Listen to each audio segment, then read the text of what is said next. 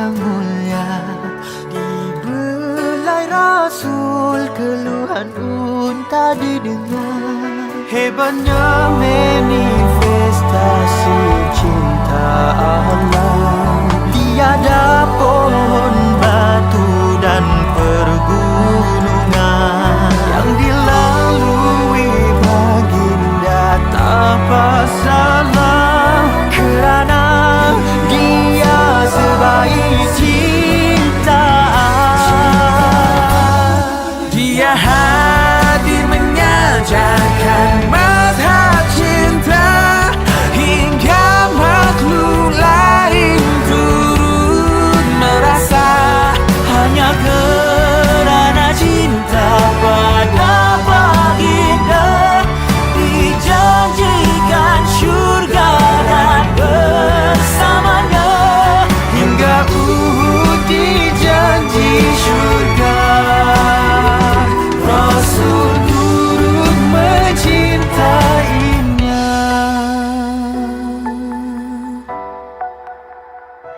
Alkisah pohon tamar yang kekeringan, dahulunya mimbar namun ditinggalkan.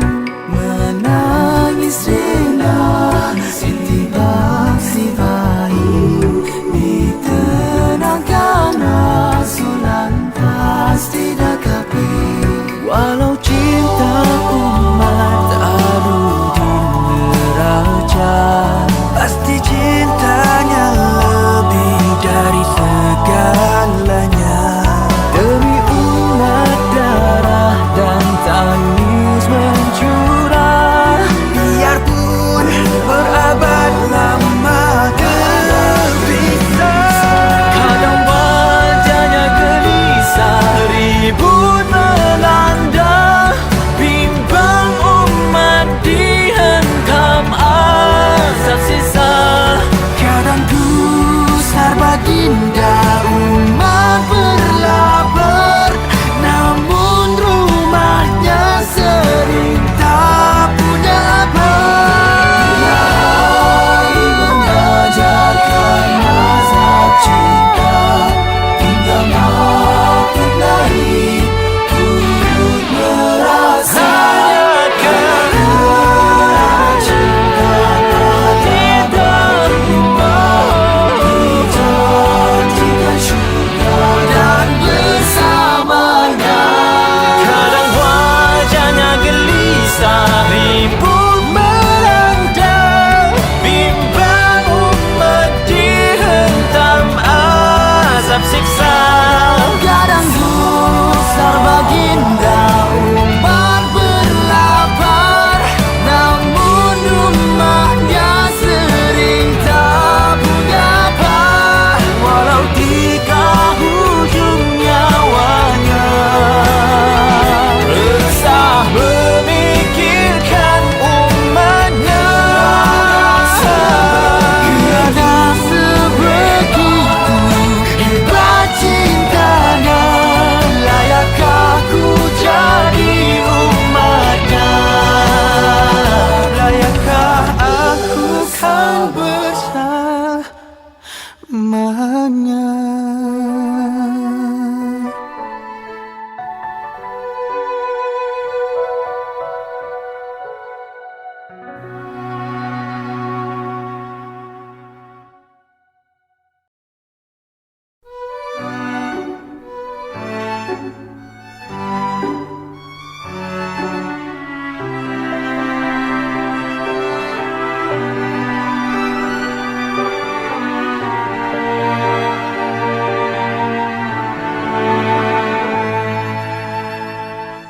Kisah sebuah gunung bernama Uhud, didaki Rasul dan 3 pengikut. Bergegar Uhud, lantaran rindu, ditenteram Rasul menenangkan rindu.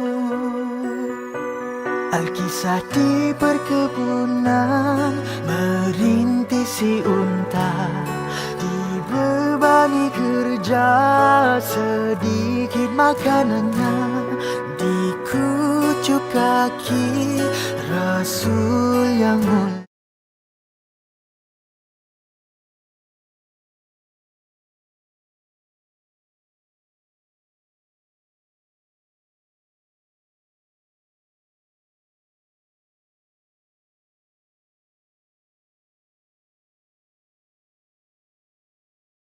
Rabbil alamin, segala puji bagi Allah Tuhan sekalian alam. Wabihi nasta'in, dan dengannya kita semua mohon pertolongan. Ala umuri dunya waddin, dalam urusan dunia dan urusan agama. Wassalatu wassalamu ala ashrafil anbiya'i wal mursalin. Salawat dan salam ke atas Rasul yang jujur, Rasul yang amanah, Rasul yang berintegriti, tak lain dan tak bukan Rasul yang dimaksudkan ialah Nabi Muhammad sallallahu alaihi wasallam.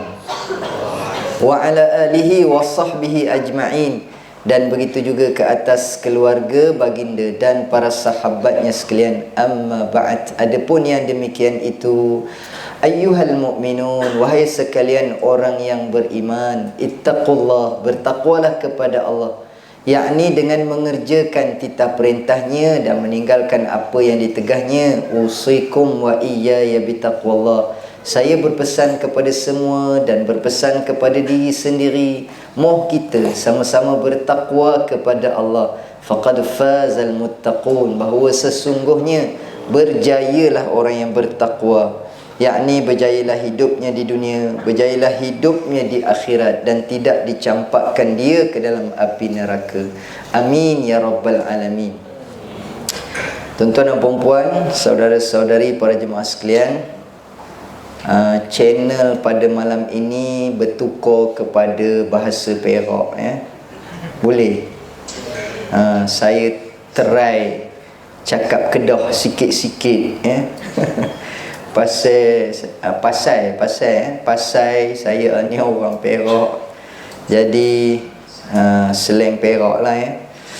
Baik, terima kasih kepada Ustaz Ashraf Naim, betul kan, ya, bin Yusuf, yang saya baru kenal, ya, baru kali pertama lah jumpa. Yang saya biasa tengok tapi tak pernah jumpa lagi adiknya, ya, adindanya, Ustaz Yaqub Yusra bin Yusuf.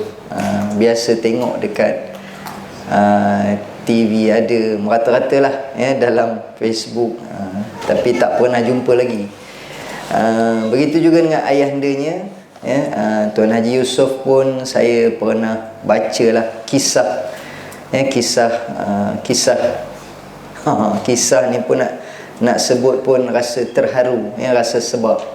Tapi saya pernah lah membaca kisah itu.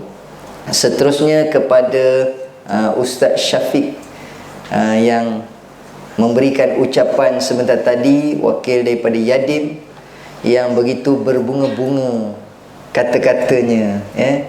Saya rasa macam nak pinjam kata-kata tu, nak buat model ceramah. Nanti Ustaz WhatsApp saya yang tadi tu. Yang saya ingat yang last sekali aja, yang dilupakan syukur, kan?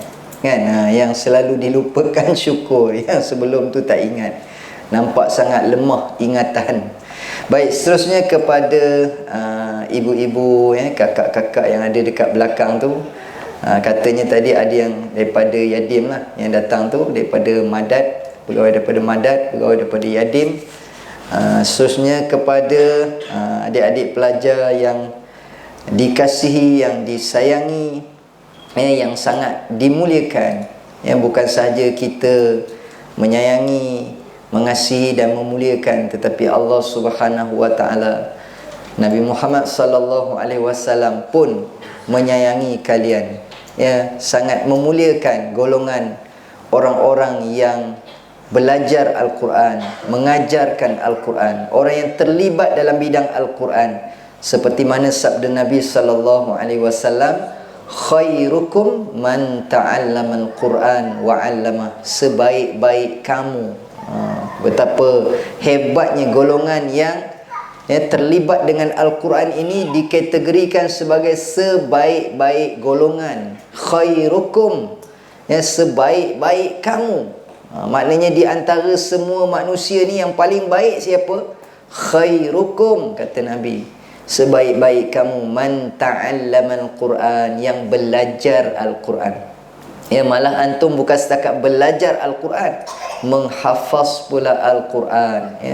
Ada yang menggelarnya sebagai hafiz, ada yang menggelarnya sebagai hamilul Quran, orang yang menanggung Al-Quran, orang yang memelihara ataupun menghafaz Al-Quran. Man ta'allama al-Quran wa 'allamah. Bukan hanya orang yang belajar saja, tetapi yang mengajarkan Al-Quran juga adalah golongan yang mulia. Dan dalam hadis Nabi juga pernah menyebutkan tentang golongan yang boleh dicemburui, golongan yang boleh didengki. Kebiasaannya secara asas orang yang dengki itu adalah satu sifat yang tidak baik. Nabi kata iyyakum wal hasad, hendaklah kalian meninggalkan sifat dengki. Kerana sifat dengki ataupun disebut hasad lah dalam bahasa Arabnya. Hasad terjemahan Melayunya dengki. Tapi orang Melayu ni lagi cerdik, dia sebut dua-dua sekali, hasad dengki, kan? Itu hebatnya orang Melayu ni, dia terjemah sekali dengan bahasa asalnya dengan terjemahan sekali. Hasad dengki, pintu gate, ilmu pengetahuan. Dua-dua sekali dia sebut. Jadi Nabi kata hendaklah kalian meninggalkan hasad ataupun namanya dengki. Kerana hasad itu boleh memakan segala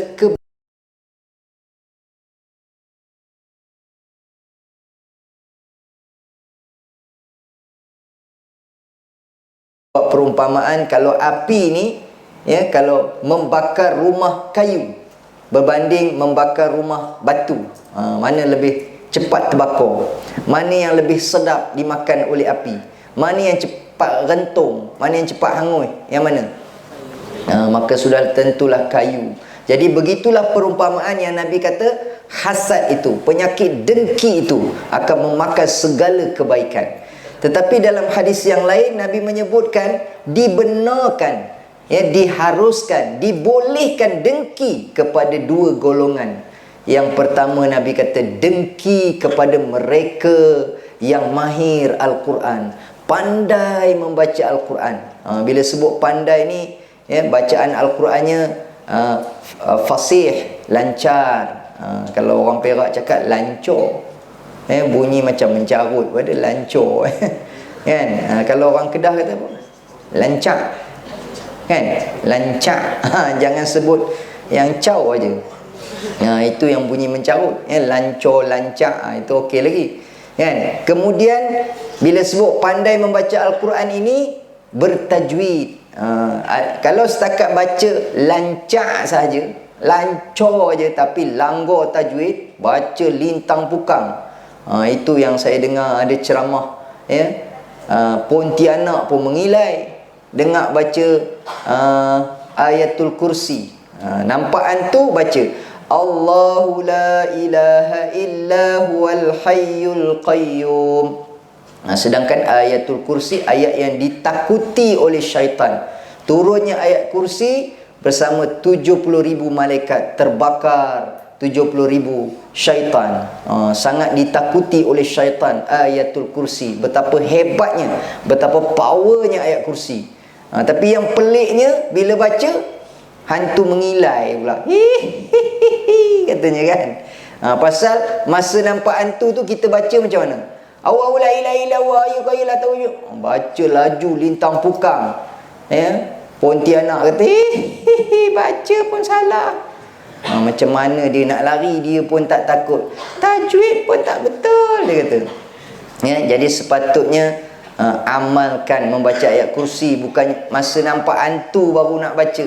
Nabi suruh kita amalkan membaca ayat kursi tu sekali pagi, sekali petang. Nabi kata barang siapa membaca ayatul kursi pada waktu pagi, nescaya dipelihara ia sepanjang siang sampai ke petang. Daripada pagi sampai petang. Dan Allah menghantar malaikat untuk menjaganya. Barang siapa membaca ayatul kursi menjelang malam, nescaya dipelihara ia sepanjang malam daripada awal hinggalah pagi, sehinggalah waktu subuh. Dan Allah menghantar malaikat untuk menjaganya. Sepatutnya baca ayat kursi itu diamalkan pagi dan petang. Tapi bila nampak hantu baru nak baca, tu yang hantu tak lari tu.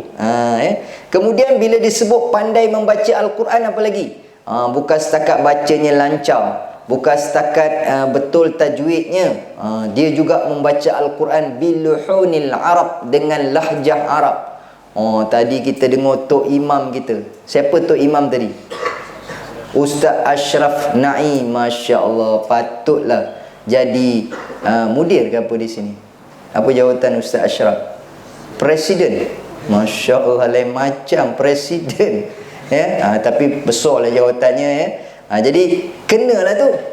Sama ada mudir ke ataupun imam ke, bacaannya baik. Kita yang jadi makmum pun dengar, apa orang Kedah kata apa? Terpana, terpaku, terkesima, terkentut. Kalau terkentut terbatal lah pula. Kan? Apa ni? Terpana lah, terpana kan.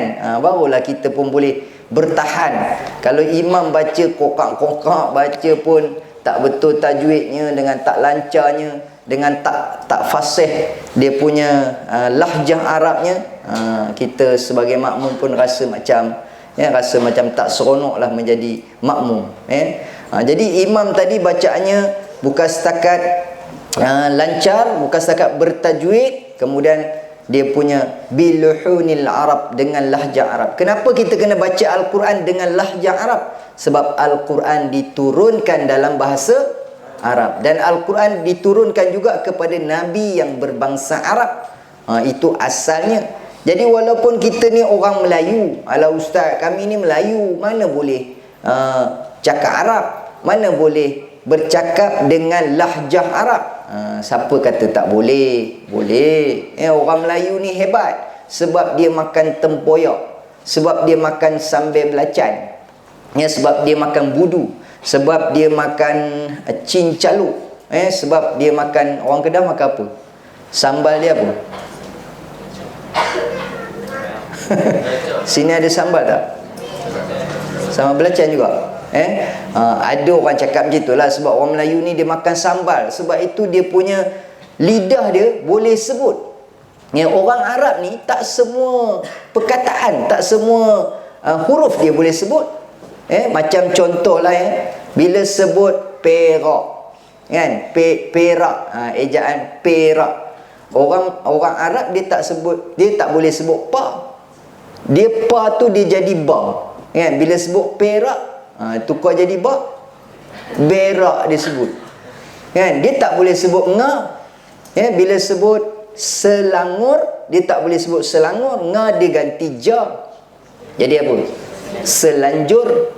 Maknanya orang Arab tak boleh sebut perkataan-perkataan yang tertentu, tetapi orang Melayu semua boleh sebut. Semua perkataan boleh sebut. Itu hebatnya bangsa Melayu ni. Jadi janganlah kita rasa rendah diri menjadi orang Melayu. Alah ustaz, kami ni Melayu ustaz, apalah sangat kita ni Melayu nak dibanding dengan orang putih, apalah sangat nak dibandingkan kita ni dengan Arab. Padahal bangsa Melayu hebat tak hebat? Hebat. British pun cabut lari, kan. Pada hemat kilau tu, alah, bukan besar mana pun, kan. Senjata yang dia pakai pun apa je, kerih aja. British tu dia ada pistol, ada meriam, ada senapan, cabut lari, terberak-berak dia lari. Jangan buat main dengan orang Melayu. Baik, apa nak sebut tadi? Biluhunil Arab, baca dengan lahjah Arab. Saya suka mengajuk kalau orang Jawa, tapi kadang-kadang mungkin ada yang tak suka, mungkin ada yang tak selesa, tapi itu sekadar contoh aja. Dia orang Jawa, bila dia baca Al-Quran biluhunil Jawa, dengan lahjah Jawa, kan. Alam nashrah laka sadrak wa wada'na anka jikrak. ala ci angka jojorok. Pekat gila Jawanya. Boleh tak baca Al-Quran macam tu? Jawapannya boleh kalau dia dah memang tak boleh nak betulkan dah. Dia dah belajar, dia dah usaha dah. Macam ada cara macam mana nak membetulkan sebutan kita ni. Ada yang panggil kena kikih lidah. Saya tak tahulah adik-adik tahfiz ni ada buat ke tak. Bagi yang pelat, bagi yang susah lah nak sebut perkataan ra contohnya kan. Ra dia sebut. Ada perkataan-perkataan tertentu dia tak boleh sebut. Jadi antaranya katanya kikih lidah. Ada cara kikih lidah. Dia ada alat pengikih dia. Tapi yang ni dia dah buat dah. Kikih pun dah. Napih pendek dah berendam dalam kolam berjam-jam. Tapi pendek juga napihnya, tak panjang-panjang. Macam-macam usaha dia dah buat untuk menyebut ataupun memperbetulkan bacaannya, tetapi masih lagi tak betul, maka itu dimaafkan. Pasal dia bukan sengaja-sengaja, tetapi dia dah memang macam tu, dia punya lidah dia. Tapi sebenarnya dengan belajar, dengan berusaha membetulkan bacaan kita, maka insya-Allah kita boleh baca Al-Quran dengan baik sebenarnya. Yang dikatakan pandai membaca Al-Quran lagi apa dia? Baca dengan berlagu. Saya cukup suka kalau pelajar tahfiz yang jadi imam, kebiasaannya mesti ada lagu. Sebab pelajar tahfiz ni dia akan tiru lagu mana-mana imam lah. Imam Mekah ke, Imam Madinah ke, imam mana-mana imam lah. Asalkan imam yang betul-betul imam punya lah.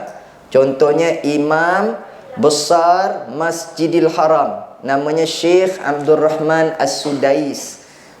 Syekh Abdul Rahman As-Sudais itu imam besar Masjidil Haram. Badannya pun memang besar juga. Siapa pun nak tengok Syekh Abdul Rahman As-Sudais. Dia ada profesor, doktor ada lagi depan dia tu.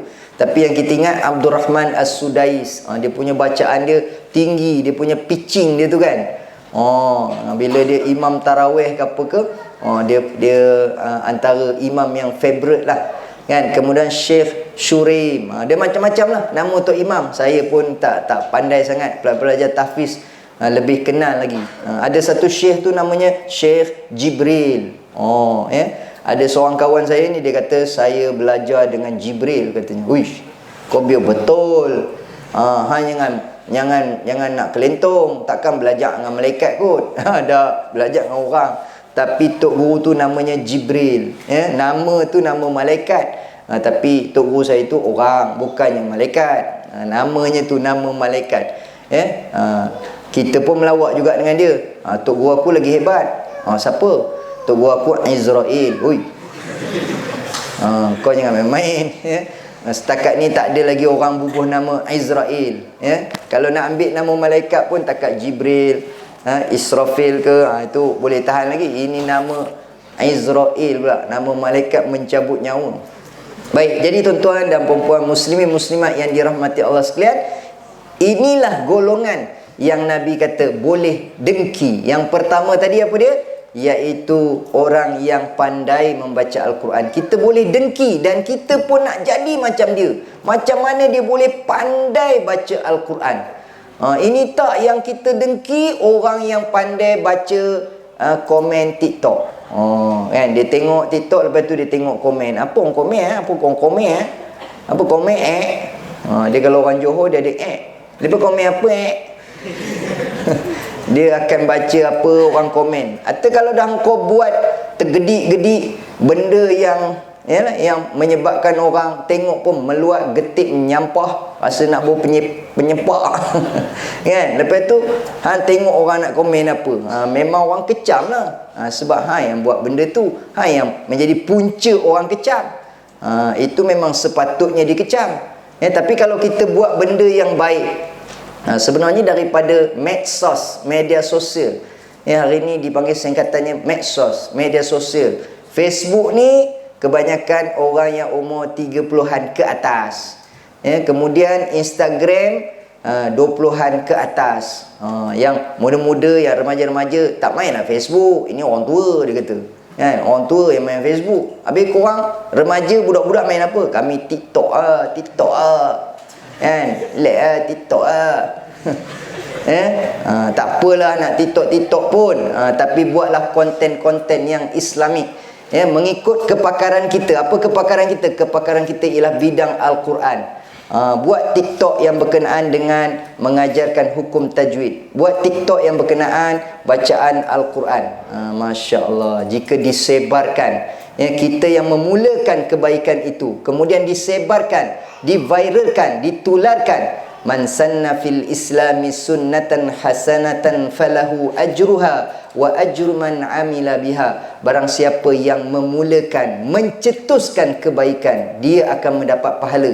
Dan orang-orang yang memviralkan, orang-orang yang menularkan, dan orang itu mengikuti apa yang dicetuskan oleh orang itu, maka dia akan mendapat pahalanya sehinggalah hari kiamat. Itu namanya multi level marketing pahala. Sebenarnya mudah nak dapat pahala bertingkat-tingkat. Nak dapat pahala yang berlipat-lipat, pahala yang berganda-ganda ini. Mulakan sesuatu yang baik, cetuskan sesuatu yang baik. Dan apabila kita melakukan kebaikan, sudah tentu kita dapat pahala. Orang yang mengikuti apa yang kita cetuskan, kita pun mendapat pahala sampailah hari kiamat. Masya Allah. Tetapi sebaliknya, jaga-jaga. Man sanna fil islami sunnatan sayyi'atan fa'alaihi wizruha wa wizru man amila biha. Barang siapa yang memulakan, mencetuskan suatu kemaksiatan, perkara yang tak baik, dia berdosa. Dan orang-orang yang mengikutinya pun dia mendapat dosanya, dia mendapat sahamnya sampailah hari kiamat. Itu namanya multi level marketing dosa. Na'udzubillah min zalik. Kita tak nak buat dosa, kerana dosa lah yang menyebabkan kita dicampakkan ke dalam api neraka. Baik, yang kedua, apakah yang dibenarkan oleh Nabi untuk kita dengki? Iaitu kepada orang kaya ataupun orang yang berada, ataupun sekarang ni orang sebut orang have, orang ada-ada. Dia bolehlah, dia orang have. Apa benda have tu? Rupanya orang ada-ada, orang yang berada. Kita ni siapalah, B40 kan, orang biasa-biasa aja, pendapatan rendah. Dia tu ialah T20, nak sebut pun tergeliat. Dia tu gajinya besar, pangkatnya besar, isterinya besar, anak suaminya besar, anaknya besar, duit semuanya besar-besar belaka, rumahnya besar, keretanya besar kan. Jadi kita ni siapalah. Jadi sebut isteri besar tadi terlupa tu. Apa nak cakap tadi? Sebut suami besar, anak besar. Kita dengki kepada orang yang berharta, berada, beruang. Kita dengki kepada orang yang beruang, tetapi dia suka bersedekah, dia kuat bersedekah. Masya Allah, dia seorang dermawan. Baru-baru ni ketika saya menceritakan tentang peristiwa tentang sirah Nabi lah, ingat lagi kisah ketika mana Nabi bertemu dengan jodohnya, isteri pertama baginda Sayyidatina Khadijah binti Khuwailid radhiyallahu anha. Asalnya Nabi bekerja asalnya dengan Sayyidatina Khadijah. Namun akhirnya tak disangka-sangka, takdir, jodoh Allah Subhanahu wa taala mempertemukan Nabi sebagai seorang pekerja yang kemudiannya naik pangkat menjadi pengurus, dan akhirnya berkahwin dengan toke, berkahwin dengan seorang jutawan, hartawan, dermawan, jelitawan, agamawan, ahli perniagaan. Itu sepatutnya mula-mula sekali. Ahli perniagaan, jutawan, hartawan, jelitawan, dermawan, itu dah sebut dah, agamawan. Masya Allah, komplit. Komplit, package-nya memang lengkap. Sebab tu Nabi kata, siapa lelaki kalau nak cari bakal isteri, tunkahul mar'atu li arba', kahwinilah akan perempuan kerana 4. Sebab apa? Sebab Nabi itu sendiri dah buat, dan Nabi dah dapat pun isteri pertama baginda Sayyidatina Khadijah. Komplit, package yang lengkap. Yang pertama Nabi kata, pilihlah li jamaliha, yang cantik. Adik-adik nanti kalau nak kahwin, Pilih yang cantik ke pilih yang biasa-biasa, yang tak cantik? Sebenarnya cantik itu subjektif. Ustaz, kalau semua nak pilih yang cantik, habis tu yang tak cantik tak lakulah. Oh, cantik itu subjektif. Setiap orang tak sama cita rasanya.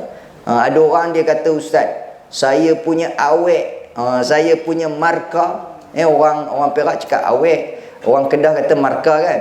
Orang KL teruk, dia panggil Cikaru. Dah nama macam apalah. Nama macam apa dah, cengkerik je kan. Cikaru saya Ustaz, lawa. Macam mana rupa dia? Dia kurus kering, nampak tulang. Ya. Tapi kan kulit dia putih melepak, tapi kurus kering, nampak tulang.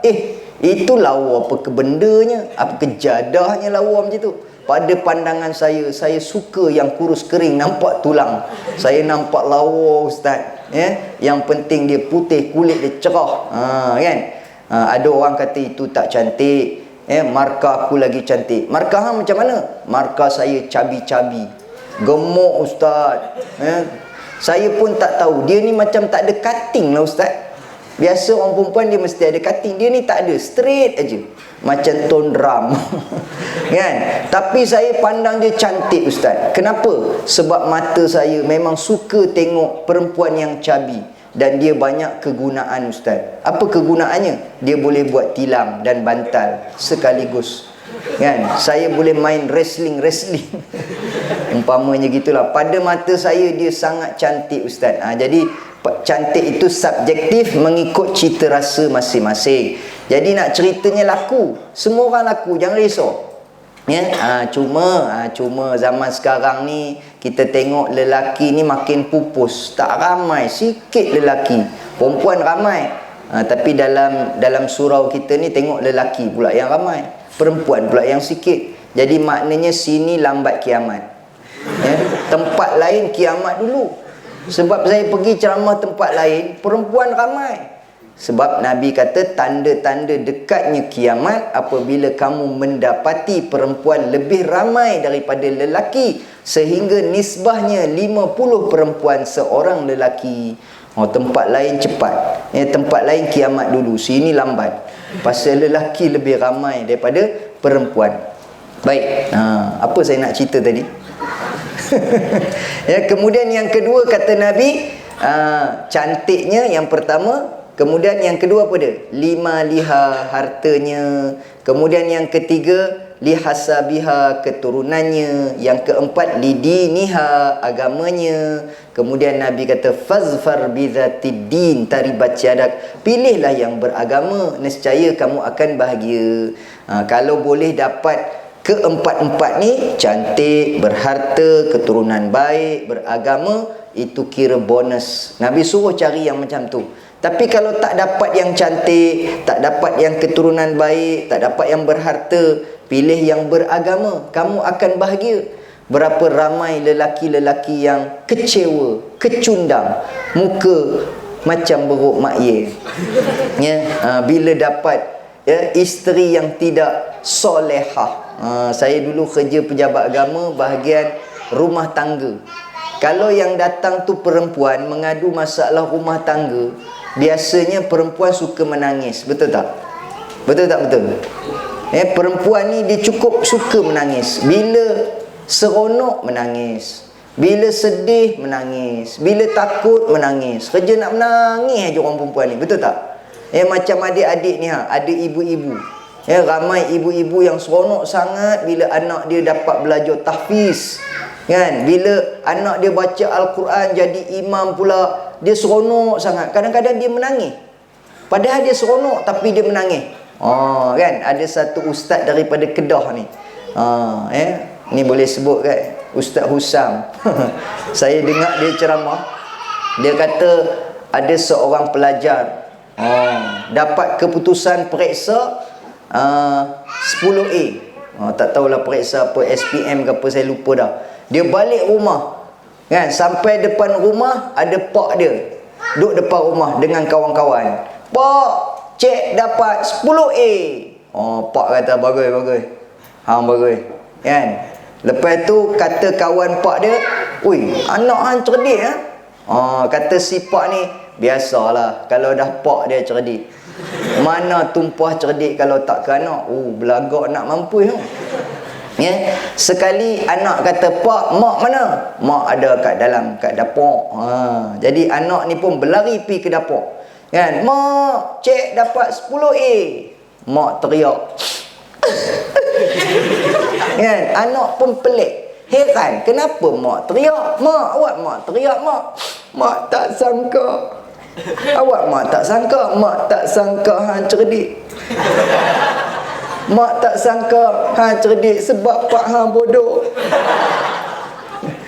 Baru pak kata tadi, pak tu cerdik sebab tu tumpah ke anak. Sekali mak pula kata, "Mak tak sangka hang cerdik sebab pak hang bodoh." Potong steam betul.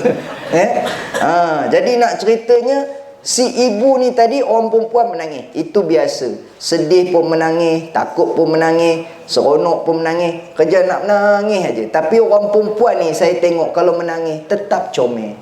Tengok ibu kita menangis, comel. Tengok isteri kita menangis, comel. Tengok anak kita yang perempuan menangis, comel. Perempuan kalau menangis memang comel. Tapi siapa pernah tengok pak menangis? Siapa pernah tengok abang menangis? Budak lelaki ataupun orang lelaki kalau menangis memang buruk.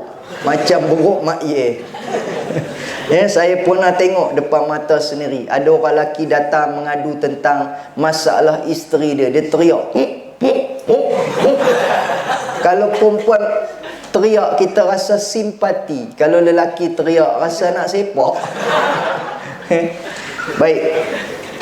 Kat mana saya cerita tadi? Kat mana tadi? Saya saja nak test ni, hampa ingat ke tak ni? Saya cerita sampai mana tadi? Tang kahwin ingat. Pilih yang beragama, nescaya kamu akan bahagia. Tambah-tambah saya cukup sayang dengan adik-adik yang tahfiz ni, yang akan membesar. Tadi Ustaz Syafiq kata bakal menjadi pemimpin, bakal menjadi imam, bakal menjadi pendakwah. Masya Allah. Jadi pastikan anda mendapat pasangan yang sama-sama menyokong usaha dakwah anda, yang support anda sebagai seorang pemimpin, iaitulah wanita yang solehah. Sebagaimana Nabi kita sendiri mendapat isteri kesayangan baginda, iaitu Sayyidatina Khadijah binti Khuwailid radhiyallahu anha, yang sentiasa menyokong dakwah baginda, yang sentiasa memujuk dan memberi motivasi kepada Nabi kita Muhammad sallallahu alaihi wasallam. Suaminya balik daripada berdakwah, dia tak kata, "Abang ni nampak letih, nampak penat, itulah tak habis-habis duk ceramah, pi sana pi sini, kan, duk ligan sangat ceramah. Apa yang dapat duk ceramah, kan. Lepas tu ni saya dengar ni orang duk kata abang, pasal abang ni keras sangat ceramah, duk kata orang sana sini, kan, orang duk kecam abang, orang duk marah abang, abang suka duk tegur orang sana sini. Isteri ni pula tambah taik pula lagi, kan. Abang ni tak larat main lah picit ni, main lah urut-urut badan. Urutlah sendiri. Orang pun lenguh ke? Ingat tak lenguh ke? Ingat tak penat ke buat kerja rumah ni? Kan? Dia pula kata macam tu. Apalah salahnya? Picit lah. Orang lelaki ni sebenarnya dia bukanlah nak picit sangat. Dia nak picit sikit-sikit je. Dapat isteri pegang-pegang tu pun dia punya current dia lain macam. Zzz. Dia akan terus jadi Power Rangers. Picit sikit-sikit. Tapi saya dengar ceramah Ustaz Syamsul Debat. Bila suami dia tawar kepada isteri dia, yang abang ni sebenarnya hari ni free, jadi abang nak picit sayang, sebab sayang tiap-tiap hari tak pernah free, banyak kerja rumah. Isteri ni dapat suami yang romantik. Suami nak picit isteri, meh sini abang picit. Isteri tak mau, tak payah. Pasal apa pula abang nak tolong picit? Tak payah. Abang tu picit sat 3 minit lepas tu tukar haluan. Yang faham, tak faham sudah. Kat mana saya cakap tadi? Cerita kahwin dah habis dah. Tukar cerita lain pula. Cerita apa tadi? Dengki kepada orang kaya yang suka bersedekah. Jadi mudah-mudahan kita ni menjadi orang kaya. Sebut amin. Amin ya rabbal alamin. Macam tak mau jadi kaya aja. Tak nak jadi kaya ke? Lagi sekali sebut kuat sikit. Amin. Amin. Ya rabbal alamin. Kata Nabi, ni'mal malus salih lil mar'is salih. Sebaik-baik harta, ni'mal malus salih lil mar'is salih, yang diuruskan orang soleh. Ya, jangan biarkan orang jahat menjadi kaya. Sebab nanti kalau dia jahat, dia kaya, kebiasaannya dia bukan betul-betul kaya. Dia kaya dengan sebab rasuah. Dia kaya dengan sebab menipu. By hook, by crook, melentang, melering, halal, haram, semua dia sapu. Dia kaya dengan sebab itu. Tetapi kekayaannya tidak ada keberkatan dalam hidupnya. Akan banyak masalah yang melanda hidupnya. Tetapi orang beriman, apabila dia kaya, hidupnya akan menjadi berkat. Ya, kalau sedikit pun cukup, kalau banyak boleh dikongsi. Orang yang beriman, bila mana dia kaya, dia takkan kedekut. Dia akan jadi orang yang dermawan. Dia suka bersedekah. Ya, selalunya dekat sekolah-sekolah tahfiz ni mesti ada orang yang suka bersedekah. Kadang-kadang pelik kita tengok, banyak dia bagi. Kita pula yang heran, dia ni tak rugi ke? Tak luak ke? Tak berkurang ke hartanya? Oh, rupa-rupanya dia orang beriman. Orang beriman ini meyakini janji Allah Subhanahu wa taala. Apa dia? Kata Nabi, ma naqasat sadaqatun min mal. Harta tidak akan berkurang dengan sebab sedekah. Tidak pernah terjadi lagi harta menjadi kurang bila mana dia banyak bersedekah. Berita terkini. Contohlah ya, berita terkini. Ustaz Syafiq, seorang jutawan di Sungai Petani, jatuh miskin kerana dia banyak bersedekah ke sekolah-sekolah tahfiz, masjid, rumah anak yatim, dan kini dia pula meminta sedekah. Kan, tidak pernah lagi kita dengar berita orang kaya jatuh miskin kerana banyak bersedekah. Malah kita akan lebih heran dan pelik, orang yang banyak bersedekah akan bertambah kaya dan bertambah kaya. Kerana Nabi SAW menyebutkan, orang yang bersedekah satu, Allah akan ganti 10. Itu paling sikit, paling minima. Dan Al-Quran menyebutkan Allah akan ganti sehingga 700 kali ganda. Mathalul ladhina yunfiquna amwalahum fi sabilillahi kamathali habbah كمثل حبة أنبتت 7 سنابل في كل سنبلة 100 حبة والله يضاعف لمن يشاء والله واسع عليم. Perumpamaan orang yang bersedekah seperti mana satu biji benih yang menumbuhkan 7 tangkai. Setiap tangkai menumbuhkan 100 biji buah. Allah boleh saja menggandakan ganjaran pahala bagi sesiapa yang dikehendakinya. Allah maha luas dan maha mendalam pengetahuannya. Masya Allah. Jika orang beriman meyakini, betul-betul mempercayai akan janji Allah Subhanahu wa taala, maka dia tidak takut untuk bersedekah, kerana jaminannya ialah hartanya akan digandakan, rezekinya akan diluaskan oleh Allah Subhanahu wa taala. Baik, habislah muqaddimah. Sebenarnya tadi tu baru muqaddimah. Kuliah kita baru nak start. Boleh? Dan kalau ikut Ustaz Syafiq bagi tahu, Ustaz Yub boleh ceramah sampai pukul 12. Itu maksimum. Macam mana? Boleh? Boleh? Betul? Macam tak kuat je? Boleh? Boleh tak boleh? Baik, insya-Allah saya akan berceramah. Boleh? Baik, boleh belah. Lebih kurang lagi 15 minit sahaja. Baik, jadi alhamdulillah kita dipertemukan pada malam ini dalam satu majlis ilmu yang dianjurkan oleh Yadim. Baru nak start. Oleh Yadim dengan kerjasama Murtada Dakwah Center. Bila sebut Yadim dengan Murtada Dakwah Center ni ada persamaan. Tang mana persamaannya? Yadim, Yayasan Dakwah Islamiah Malaysia. Ya, Cawangan Kedah. Dakwah Islamiah Murtada Dakwah Center. Yang mana persamaannya? Perkataan dakwah itu, Yayasan Dakwah. Yang ini Murtada Dakwah. Sebenarnya tugas dakwah ialah satu pekerjaan ataupun tugas yang paling mulia di sisi Allah Subhanahu wa taala. Sebab itu tugas ataupun kerja dakwah itu dibebankan ataupun dikurniakan kepada para nabi dan rasul yang menjadi kita kata kepala ataupun pemimpin kepada usaha dakwah. Adapun kita pada hari ini yang mengikuti usaha ataupun kerja-kerja dakwah itu tak lain dan tak bukan ialah para ulama. Kerana al-ulama warathatul anbiya. Ulama itu ialah pewaris para nabi. Ustaz, saya ni bukan ulama, saya ni ulak dalam semak. Jadi macam mana saya nak buat kerja dakwah? Lagipun saya ni taklah alim. Saya ni taklah pandai, saya ni taklah cerdik, saya ni tak pandai cakap. Ya ke tak pandai cakap? Ya ustaz, saya tak boleh cakap macam ustaz. Kalau saya dapat mikrofon, saya ketak nak terkencing. Kan? Tapi kalau bersembang boleh? Bersembang boleh ustaz. Saya kalau membawang, mengatur orang, mengumpat, mengecam, itu memang biasa. Saya itu memang pakar. Habis tadi kata tak boleh bercakap. Itulah bercakap itulah bercakap agama ni lah. Sebenarnya kita pun boleh berdakwah. Berdakwah itu tidak semestinya dengan bercakap. Ada satu ungkapan menyebutkan lisanul hal aqwa min lisanil maqal. Dakwah dengan perbuatan lebih berkesan, lebih memberi bekas daripada dakwah dengan perkataan.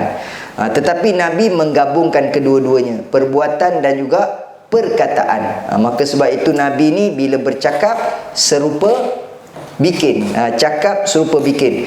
Tapi ada sesetengah pendakwah, itu saya tak kata orang, mungkin saya lah gamaknya, cakap tapi tak buat. Ini sangatlah bahaya. Saya sendiri kadang-kadang pun berasa takut dengan apa yang saya cakap. Tapi mudah-mudahan bila kita bercakap, insya-Allah kita pun usahakan untuk melakukan, untuk melaksanakan apa yang kita cakap. Sebab apa? Sebab tambah-tambah kita sebagai ahli agama ni, sebagai orang yang menghafaz Al-Quran. Dalam Al-Quran Allah menyebutkan kabura maqtan indallahi an taqulu ma la taf'alun. Kabura maqtan indallahi an taqulu ma la taf'alun. Kabura maqtan indallahi an taqulu ma la taf'alun. Sangat besarlah kemurkaan. Maknanya Allah murka, Allah marah kepada orang yang bercakap tetapi dia tidak melaksanakannya. Jadi sebab itulah bila kita berdakwah, bila kita bercakap, sebaik-baiknya kita pun melaksanakan apa yang kita cakapkan itu.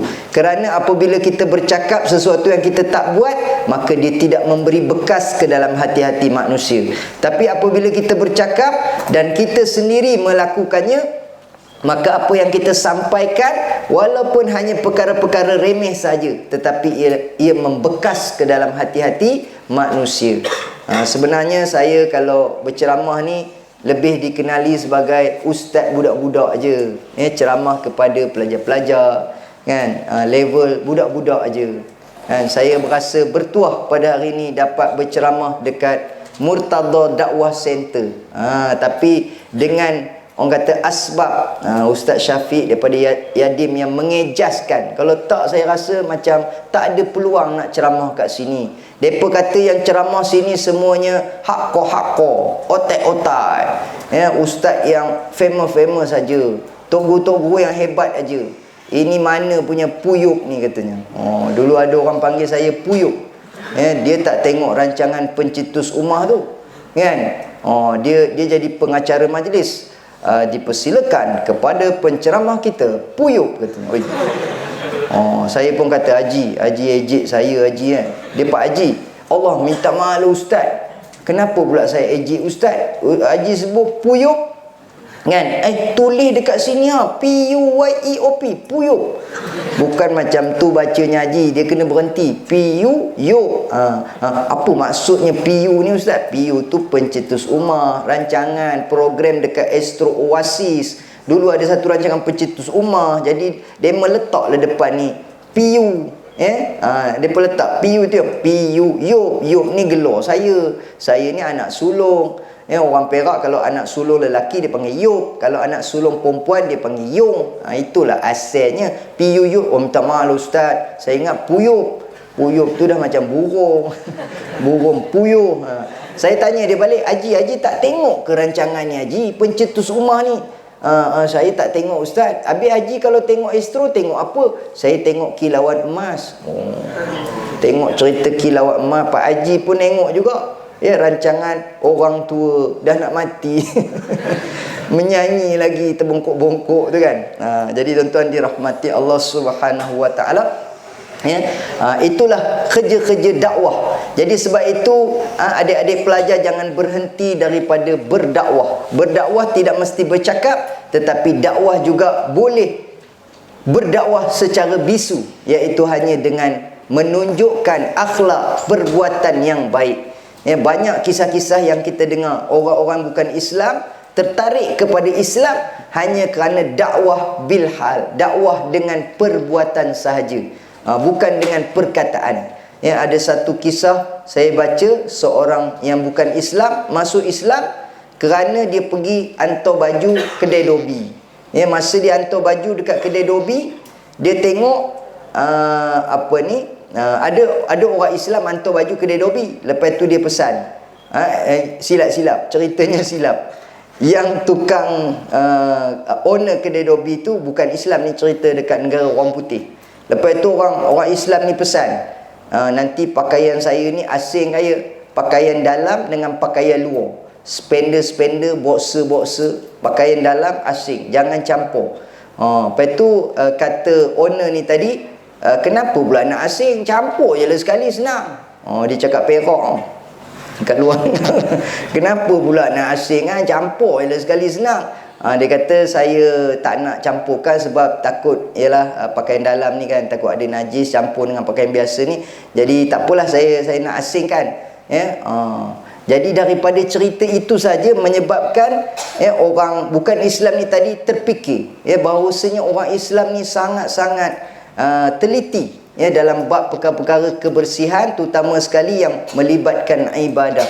Dia tak nak ibadahnya dicemari dengan perkara-perkara yang boleh menyebabkan ibadahnya terbatal ataupun ibadahnya tercemar dengan najis. Maka sebab itu lama kelamaan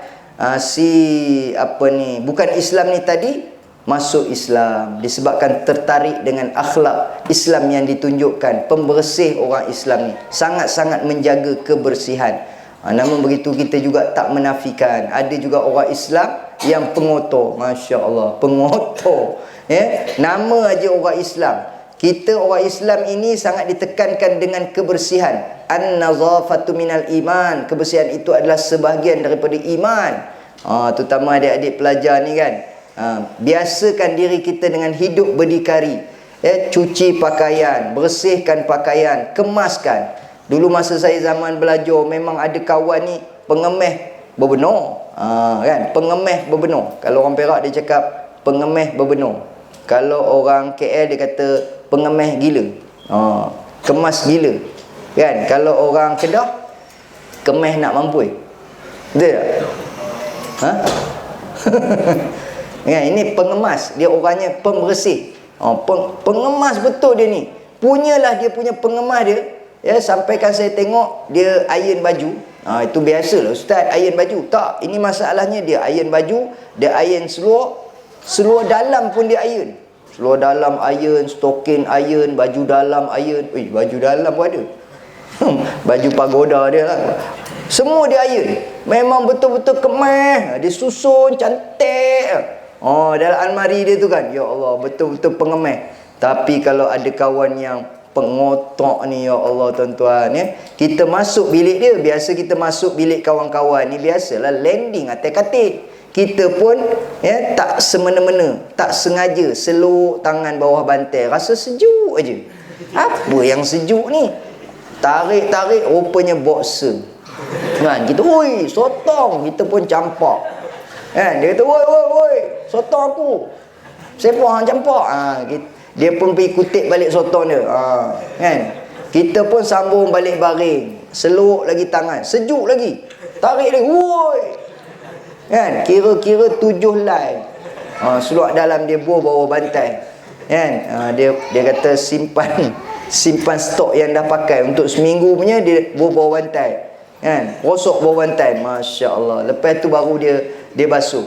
Bila dia basuh tu pula dia rendam dalam baldi. Rendam pula seminggu. Bau dia tak tahulah, bau kepam.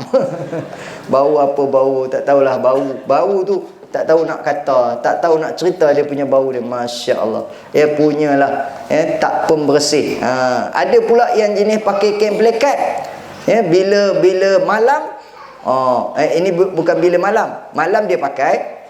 Lepas tu bila pagi-pagi dia londeh kain pelekat dia. Kita ingat kot lah dia nak khibah-khibah lipat sangkut. Rupanya tak, dia biarkan pelekat dia elok bulat.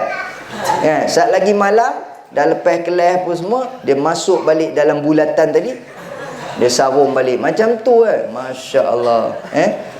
Dan dia punya bilik dia kemas setahun sekali. Setahun sekali baru dia kemas bilik. Hari dia kemas bilik tu, saya ingat lagi dulu kawan saya, bila hari dia kemas bilik tu, kami conteng pintu bilik dia. Conteng surau sementara. Sebab itulah setahun sekali dia kemas bilik. Kami conteng surau sementara. Esok bilik dia jadi store balik, jadi sarang tikui. Kami padam balik. Daripada surau sementara kami tulis store. Ada pula bilik kawan kami, yang seorang lagi ni, bilik dia kami tulis cyber cafe. Pasal apa pula cyber cafe? Sebab dalam bilik dia seluduk bawa masuk PS2. Kan? Game. Dia bawa senyap-senyap. Pihak sekolah tak tahu, tapi dia bawa masuk. Tapi yang dia ni pelik. Walaupun dia kaki game, obses, gila main game, tetapi dia juga penghafal Al-Quran yang tegar, yang obses, yang memang cukup masyi, yang cayak dia punya hafalan. Dia boleh main game Konami, game bola. Belah kiri dia pegang joystick, belah kanan dia pegang Al-Quran. Innal ladzina kafaru, sambil main joystick tu. Al-Quran pun dia hafal, Konami pun dia menang. Dahsyat. Yang itu memang genius. Memang payah nak jumpa orang macam tu. Dia pergi mana-mana pun, dalam kereta ke mana ke, dia akan baca Al-Quran. Kita pula bila dapat keluar daripada tahfiz, masa tu kita pun jadi setan. Kan? Jubah putih, serban semua kita tanggai. Dia tak. Dia masih lagi baca Al-Quran. Masya-Allah. Walaupun dia kuat main game, ada orang macam tu. Baik, jadi tuan-tuan dirahmati Allah Subhanahu wa taala. Kat mana cerita tadi? Dan habis kan? Alhamdulillah. Tadi saya kata berapa minit? 15 minit. Dah cukup masa ke belum? Belum lagi ke? Bukan dah habis masa ke? Baiklah, ini poin yang terakhir. Poin yang terakhir. Apa dia? Kita semua berada dalam mood kemerdekaan. Betul tak? Adik-adik terasa tak dengan suasana kemerdekaan? Tak rasa apa pun, rasa biasa je. Saya tak kisah apa, merdeka ke tak merdeka ke. Kan? Pasal apa kita tak kisah? Sebab kita tak merasai sebagaimana susahnya, sebagaimana payahnya, sebagaimana sukarnya orang-orang dahulu daripada kita. Atuk-atuk, opa-opa kita, onyang-onyang, onyek-onyek kita. Onyang, onyek, piang, piut kita dulu. Sewaktu mereka hidup di zaman penjajahan British, Jepun, Belanda, macam-macam yang jajah. Atuk saya setiap kali saya balik kampung, tapi atuk saya dah arwah dah, dia akan bercerita tentang Jepun. Kan? Atuk ni berapa kali ni kena tampar dengan Jepun. Dia kata kepelempang katanya. Lepas tu bukan takat dia tampar, dia tempelin pula. Saya pun fikir apa beza tampar dengan tempelin. Siapa tahu? Tampak dengan tempelak. Tempelak lain. Tempelin. Tak tahulah ini bahasa Kedahnya sama Kedah. Kalau tampar daripada sini, pang. Kemudian kalau backhand, dia panggil tempelin. Pang macam itulah. Maknanya kena tampar daripada depan belakang. Tapak tangan, belakang tangan. Tapak tangan, belakang tangan. Kena tampak dengan Jepun, dia kata. Masya Allah. Kan? Setiap kali balik kampung, cerita yang sama. Setiap kali balik kampung, cerita yang sama. Sampai kan lama kelamaan, ya, saya dengan adik saya bila dengar cerita ni, tapi senyap-senyap lah kami buat macam tu. Kan? Maknanya dah 2 kali hari ni cerita yang sama. Lepas tu petang saat lagi, atuk cerita lagi. Kita buat macam ni 3 kali. Hari ni 5 kali. 5 kali. Satu hari 5 kali cerita yang sama. Nanti balik kampung lagi cerita yang sama. Lama-lama kita cemuh, kita jemu mendengar cerita yang sama. Itu masa kita kecil-kecil. Rupanya bila kita dah besar. Sekarang ni saya dah besar. Saya dah jadi ayah. Tak lama lepas ni saya mungkin jadi atuk pula. Dan saya ada anak dan saya akan ada cucu. Rupanya menjadi seorang ayah, menjadi seorang atuk ni memang kerja dia duk beletiak. Ya, menjadi seorang ibu, menjadi seorang opah, memang dia akan beletiak. Dan yang namanya beletiak itu adalah benda yang sama yang diulang berkali-kali. Kenapa kita akan cakap benda yang sama yang diulang berkali-kali? Tujuannya supaya anak kita, cucu kita tak lupa. Dan bukan sahaja kita yang akan mengulang benda berkali-kali, benda yang sama berkali-kali. Dalam Al-Quran sendiri, Allah akan mengulang perkataan-perkataan yang tertentu berkali-kali. Perkataan dunia berapa kali, perkataan akhirat berapa kali. Perkataan itu, ini semuanya akan diulang berkali-kali. Kenapa? Sebab tujuannya ialah supaya kita ingat. Ada pakar motivasi mengatakan, Datuk Dr. Fadilah Kamsah, dia kata seorang ibu kebiasaannya akan mengulang sesuatu ingatan, sesuatu perkataan itu sebanyak 200 kali. Sebab itu kita dengar ibu kita beletiak kan. Betul tak? Benda yang sama, betul tak? Popek. Udahlah mak, orang tahu lah. Boleh tak cakap macam tu dengan mak kita? Fala taqul lahuma uff wala tanharhuma wa qul lahuma qawlan karima. Jangan berkata kepada mereka, kepada kedua ibu bapa kita, wala taqul lahuma uff, walaupun uff. Allah.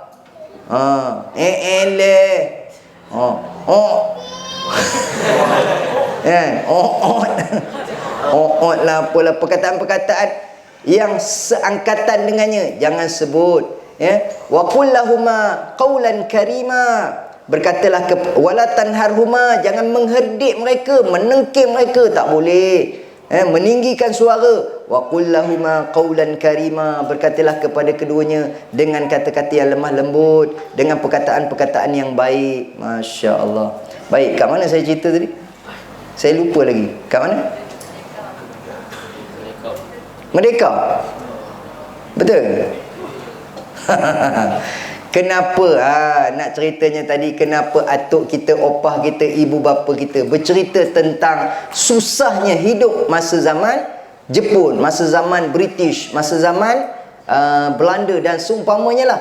Maka sebab itu kita kena bersyukur kerana hari ini British dah pun keluar daripada tanah air kita, Belanda dah pun keluar daripada tanah air kita. Siapa lagi tadi? Jepun, British, Belanda, semua dah keluar dah. Ada orang kata, Ustaz, sebenarnya Jepun dia tak keluar macam tu saja. Dia ada meninggalkan sesuatu. Apa yang ditinggalkan? Dia meninggalkan selipar Jepun. Kalau ditinggalkan selipar Jepun, okey tak okey? Okey lah, tak ada masalah. Kita pakai selipar tu pun pergi masuk jamban je pun. Tetapi ada yang lebih bahaya daripada itu.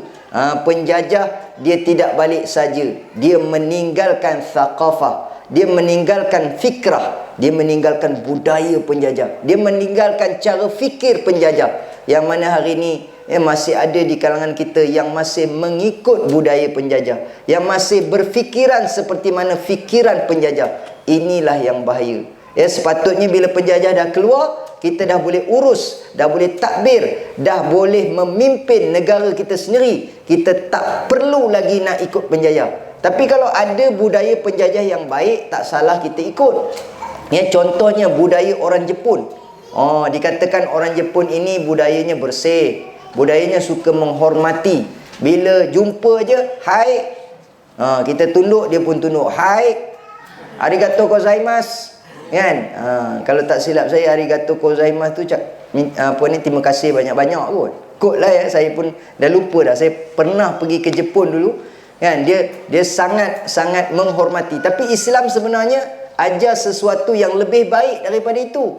Ya, Assalamualaikum. Waalaikumsalam warahmatullahi wabarakatuh. Allah suruh jawab lebih kan, wa idza huyyitum bi tahiyyatin fahayyu bi ahsana minha aw rudduha. Kalau orang bagi salam, kita jawab lebih kan. Assalamualaikum warahmatullahi, waalaikumsalam warahmatullahi wabarakatuh. Assalamualaikum warahmatullahi wabarakatuh, waalaikumsalam warahmatullahi wabarakatuh. Apa sambung lagi? Wa maghfiratuh, katalah sampai situ. Dia pun bagi salam, Assalamualaikum warahmatullahi wabarakatuh wa maghfiratuh. Ada tak orang dekat Sungai Petani ni bagi salam macam tu? Biasanya kalau ada yang bagi salam panjang, maknanya dah buang terbiat gamaknya. Tak lama dia ni, 3 kali Jumaat lagi. Tanda-tanda nak mati dah ni kan. Pelik berbenar dia ni. Assalamualaikum warahmatullahi wabarakatuh wa maghfiratuh. Kita pun jawab lebih, waalaikumsalam warahmatullahi wabarakatuh wa maghfiratuh wa ridwanuh. Katalah orang itu bagi salam, Assalamualaikum warahmatullahi wabarakatuh wa maghfiratuh wa ridwanuh. Ada tak jawapan yang lebih panjang? Waalaikumsalam warahmatullahi wabarakatuh wa maghfiratuh wa ridwanuh wa murtada da'wah center wa ma'had tahfiz al-Quran wal qira'at. Kan? Ush, ini dah sesat dah ni. Kata Nabi, jawapan yang paling panjang, waalaikumsalam warahmatullahi wabarakatuh wa maghfiratuh wa ridwanuh. Itu paling panjang dan tidak ada lebih panjang daripada itu. Jangan nak mengada-ngada pergi tambah pula lagi. Ya, selalunya tara yang pendek pun tak jawab, apatah lagi yang panjang. Ya, jadi budaya penjajah ni yang tak elok, yang tak baik, kita jangan ikut, kita tinggalkan. Tapi budaya yang baik kita boleh teruskan. Dan Nabi pernah menyebutkan ada budaya jahiliah yang diteruskan ketika zaman Islam. Apa dia antaranya? Nabi kata ialah budaya orang Arab ataupun budaya orang jahiliah yang memuliakan tetamu. Saya beberapa kali pergi ke negara Arab, kan, orang lain pun pergi juga. Biasanya pergi Mekah, pergi Madinah kan. Tapi saya pernah pergi ke Syria kan. Tapi saya bukan pergi belajar, saya pergi misi ibadah kurban pada bulan 7 baru ni bersama dengan Amam Palestin, pergi Syria. Lepas ini Yadim pula akan bawa saya pergi tempat lain lah. Ya, saya tengah berunding dengan Ustaz Syafiq. Jadi budaya orang Syria ni apa? Dia dah lah susah, dia dah lah pelarian. Tapi bila kita datang ke kemah dia, dia kata, ta'al, meh sini. Ya, aku nak jamu kamu syai, nak jamu kamu teh. Kita kata tak payahlah. Susah. Cakap Perak, tak payah susah. Dia kata tak susah. Meh, kamu tetamu aku. Meh, aku nak jamu teh. Sekali dia bawa keluar apa tu? Kita panggil apa? Talam. Yang talam besar kan. Kalau yang kecil sikit apa? Dulang. Dia bawa keluar dulang. Lepas tu ada tekoi kan. Teko. Lepas tu ada cawan. Yang peliknya apa dia? Cawan dia kecil aja. Dalam hati lah, tak cakap lah, apa ni, orang Arab badan besar, cawan kecil, minum sikit kedekut. Tak adalah cakap macam tu. Tapi nak ceritanya cawan dia kecil aja. Pelik pula. Kita orang Melayu, ya Allah, bapak punya besar cawan. Minum teh cawan besar-besar. Maknanya orang Melayu ni badan kecil tapi kuat mentega darah. Kuat minum. Kuat mentega darah pula. Kuat minum. Orang Arab badan besar, minum sikit je. Tengok cawan dia memang kecil-kecil je. Dia raikan kita. Dan Nabi SAW ada menyebutkan, ya, kalau kita menjadi tuan rumah, kita ada tetamu, maka jamulah tetamu kita makan dengan berbenur. Makan berbenur, maknanya makan dengan makanan yang sedap yang kamu mampu sediakan, yang paling terbaik yang ada dalam rumah kamu. Sedia, jamukan dia makan. Berapa hari? Nabi kata 3 hari lamanya. Jamu betul-betul tetamu. Ya, budaya ini telah dibuat oleh orang Arab jahiliah sebelum datangnya Islam. Jadi Nabi kata teruskan.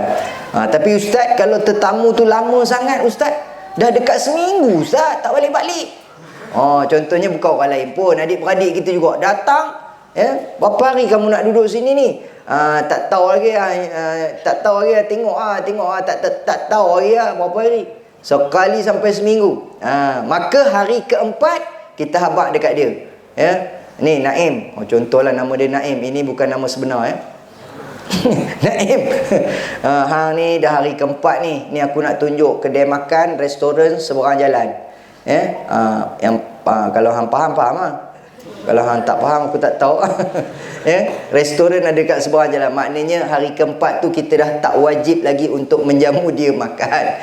Pasal Nabi kata setakat 3 hari saja. Tapi kalau kita sebagai tuan rumah masih lagi menjamu dia makan, Masya Allah, besarlah ganjaran pahalanya. Masya Allah. Itu di antara budaya jahiliah yang boleh diteruskan. Budaya penjajah yang boleh kita teruskan jika dia budaya yang baik. Tapi kalau dia budaya yang tak baik. Apa dia budaya yang tak baik?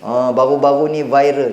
Adik-adik ni janganlah sampai ke tahap itu. Kalau katalah yang datang tu ulama, tak apalah. Kita teruja, excited, terkesima, terkentut ke apa ke. Menanti-nanti kedatangan ulama. Sebab ulama pewaris Nabi kan. Tapi yang ditunggu-tunggu di sini ialah penyanyi. Daripada pukul 4 pagi dia beratok, sanggup tu. Semata-mata dia nak tengok konsert ikan bilis. Saya pun tak tahulah apa nama kumpulan tu, tapi saya dengar bilis-bilis lah. Kumpulannya ikan bilis. Dia sanggup beratok daripada pukul 4 pagi semata-mata nak tengok konsert yang macam tu. Sedangkan itu adalah merupakan tanda-tanda kiamat yang Nabi kata akan berleluasanya nyanyi-nyanyian, dan kita pula terlibat dengan benda itu. Apatah lagi yang kita takut ketika berada dalam majlis seumpama itu, dalam event maksiat seperti itu, tiba-tiba dicabut nyawa kita oleh Allah Subhanahu wa taala dan kita mati dalam su'ul khatimah, kematian yang tidak baik. Jadi biarlah kita mati ketika mendengar kuliah ataupun ceramah. Apakah tanda-tanda orang yang mati ketika mendengar kuliah? Matanya pejam. Siapa dekat sini mata dah pejam? Ada tak? Cepat-cepat buka. Itu tanda-tanda kematian. Tak lama dah tu. Ustaz, saya tengok ustaz yang mata pejam. Sebenarnya mata saya pun dekat-dekat nak pejam dah. Hari ni agak kepenatan sedikit. Daripada pagi tadi sebenarnya saya naik motor. Dan saya ada pemandu profesional. Ustaz Syafiq bawa saya naik motor. Dia bawa laju. Dia rem. Bukan rem. Hon. Pimpin. Masya Allah. Kami buat jelajah daripada masjid ke masjid. Ada berapa buah masjid tadi? 8 buah masjid kami konvoi, iaitu dia panggil jelajah masjid ke masjid. Yang mana tujuan kita ialah supaya anak-anak muda kita membudayakan diri mereka ataupun membiasakan diri mereka, melazimkan diri mereka dengan masjid. Walaupun nakal, walaupun adalah sikit buah orang kata, tetapi dia tak lupa dengan masjid. Baiklah, sekadar itu sajalah kuliah saya pada malam ini. Takut tersilap sebut macam Ustaz Naim tadi sebut pagi ini. Dia rasa dah pagi dah pula. Itu dekat Mekah ke Mak. Pada malam ini insya-Allah jika ada rezeki, ada umur yang panjang, kita bertemu lagi. Boleh jumpa lagi? Nyongeng juga.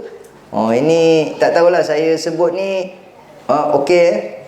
Kalau dekat Kedah sebut nyongeng, maknanya apa Nyongeng ni kalau bahasa Perak senyum. Kedah sebut apa? Sengih. Renyeh. Okeylah, saya tukar saya punya tagline. Renyeh juga. Okey, sedap. Saya tak apa sedap nyongeng juga, renyeh juga, mengaji jangan lupa, nyongeng juga, solat jangan tinggal, nyongeng juga, moh kita